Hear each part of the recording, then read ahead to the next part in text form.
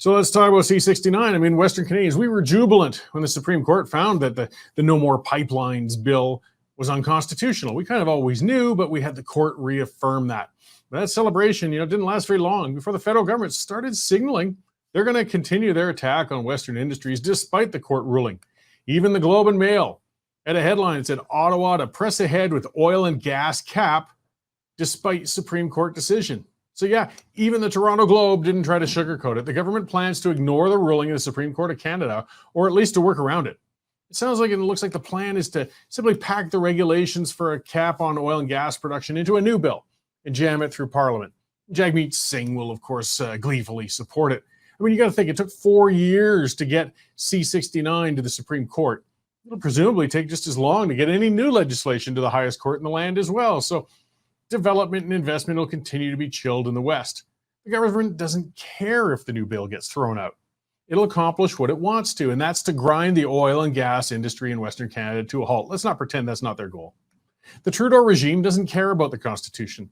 They don't care about the tens of billions of dollars oil and gas bring into the federal coffers every year. They don't care about the hundreds of thousands of jobs, direct and indirect. They don't care that world demand for oil and gas products is expected to increase for decades to come. This is a government of zealots. They're ideologues, and they're beyond reason. Trudeau's government support numbers are in the toilet, and he doesn't even care about that anymore. He's obsessed with having his own personal legacy, and he wants that legacy to be taking down the oil and gas industry he loathes so much. He wants to leave by poking those darn Westerners one more time in the eye, because he's never forgiven the West for its refusal to capitulate to his father's ideological government decades ago.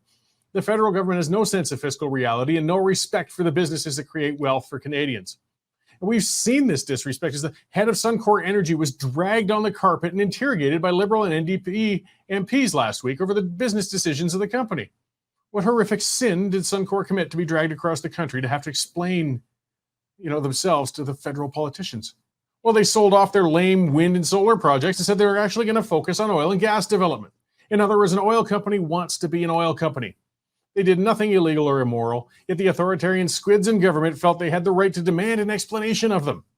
Suncor CEO Kruger, he should have told him to go to hell, to be honest, and stayed home. Appeasement never works with zealots, and he wasted his time and energy trying to explain himself to a group of people who had no right to demand an explanation from him in the first place. The attitude's the same with the grocery chains. Trudeau demanded the Competition Bureau look into grocery prices, and the Bureau did so. And Trudeau's own study concluded there was no gouging in the retail grocery sector. They called the profits modest. Well, that wasn't good enough for Justin. To hell with the facts. He then ordered the CEOs to appear in Ottawa again and demanded they reduce prices within weeks or he would tax them.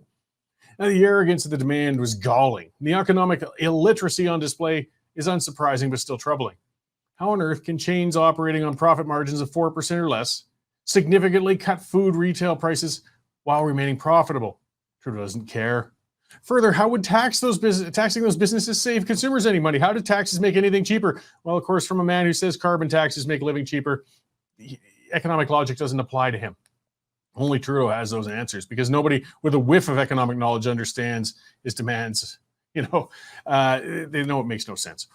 Trudeau won't let himself be bound by reality or principle, though. He's flailing and desperate as his public support crumbles, and he's decided the private sector is the source of his problems. This is a dangerous attitude, though, coming from an authoritarian minority government being backed by a socialist. The damage he can cause with his constant attacks on Canadian business could reverberate for decades as he turns the nation into an investment pariah.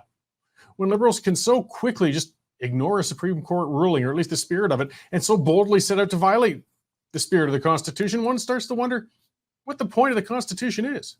Then I started wondering further, well, what's the point of Confederation then if the Constitution isn't binding? It's time, guys. It's time for the West to seriously consider its future outside of Canada, because Canada is not treating the West as an equal partner within it, that's for sure.